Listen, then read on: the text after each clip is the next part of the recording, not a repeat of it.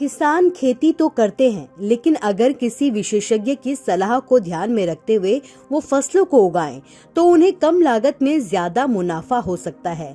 इसी लेकर कोडरमा के कृषि विज्ञान केंद्र के विशेषज्ञ डॉक्टर NK राय ने महत्वपूर्ण जानकारी साझा की है। उन्होंने बताया कि फरवरी के अंत में और मार्च महीने में गर्मी की शुरुआती मौसम मूंग और तिल की खेती के लिए सबसे बेहतर मौसम होता है। इस मौसम में इन दोनों फसलों की खेती करने से काफी उत्तम किस्म के फसल का लाभ किसानों को मिलता है। किसानों के लिए ये बेहतर समय है और जो है किसानों को इस समय जो है दो फसलों को जो है चुनना चाहिए। जो है एक तिल है और जो है मूंग की खेती।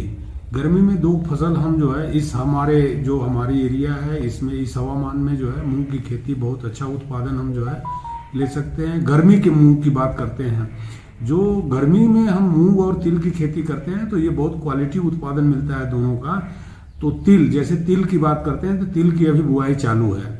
तो जिन किसान भाइयों का जो है तिल करने की जो है एक खेत भी खाली है और हमारे बरसात भी हो गई है, तो इसके लिए जो है खेत तैयार करके तिल की बुआई अगर करते हैं तो हमारा मई तक जो है तिल की कटाई हो जाती है। अगर हम तिल का उत्पादन इस सीजन में लेते हैं तो उसमें क्वालिटी अच्छी होती है और उत्पादन की मात्रा बढ़ती है। लगभग जो है 1 एकड़ में जो है 3 कुंटल के आसपास का उत्पादन मिलता है और उसमें जो क्वालिटी आती है वो बहुत अच्छी क्वालिटी होती है।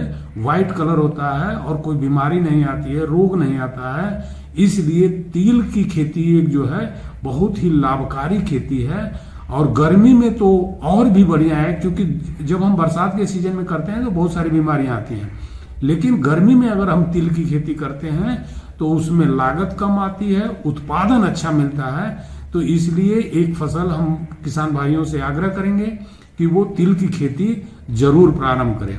और मार्च में जैसा कि 15 मार्च के आसपास हम जो है मूंग की बुआई हमारी स्टार्ट हो जाती है। और मूंग की जो है बहुत सारी वैरायटियां हैं, उसमें जिसमें पीलिया रोग नहीं आता है ऐसी वैरायटी को हम किसान भाइयों को जो है लेना चाहिए।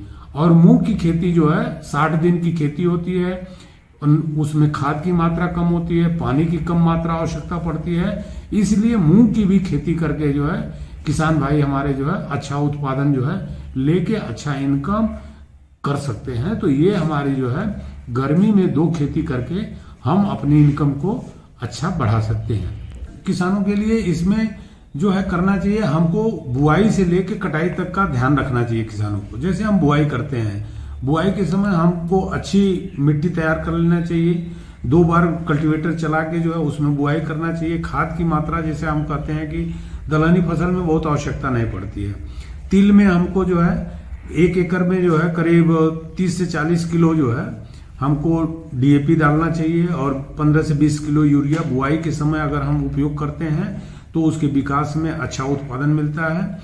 इसके बाद कुछ कीट आते हैं तो उसके लिए 1-2 बार जब आते हैं तो उस समय हम उसका कीटनाशक दवा का स्प्रे कर सकते हैं। और इसके बाद जो है जब मेच्योर होता है उस पीरियड में हमको जल्दी कटाई जो है इसकी कर लेनी चाहिए। मूंग के भी केस में है कि मूंग भी जो है मूंग में बहुत ज्यादा खाद की जरूरत नहीं पड़ती है, केवल हमको एक बार जो है उसको बुआई के समय जो है 15 से 20 किलो पर हेक्टेयर जो है यूरिया की जरूरत पड़ती है और 30-40 किलो DAP उसमें भी हम अगर डाल के बुआई करते हैं तो उसका विकास अच्छा होगा, उसमें उत्पादन जो है बहुत अच्छा उत्पादन मिलेगा। मूंग की अगर करते हैं तो 12 से 14 कुंटल पर हेक्टेयर उत्पादन मिलता है, मतलब 6 से 7 कुंटल पर एकड़ उत्पादन जो है अच्छा ले सकते हैं किसान भाई। उन्होंने बताया कि फरवरी और मार्च के मौसम में तिल की उत्पादन क्षमता काफी अच्छी होती है। 15 मार्च के आसपास किसानों को मूंग की फसल की बुआई करनी चाहिए, जो 60 दिन में तैयार हो जाती है। खास बात यह है कि इस मौसम में फसलों में बीमारी लगने का खतरा भी कम रहता है। लोकल 18 के लिए कोडरमा से ओम प्रकाश निरंजन की रिपोर्ट।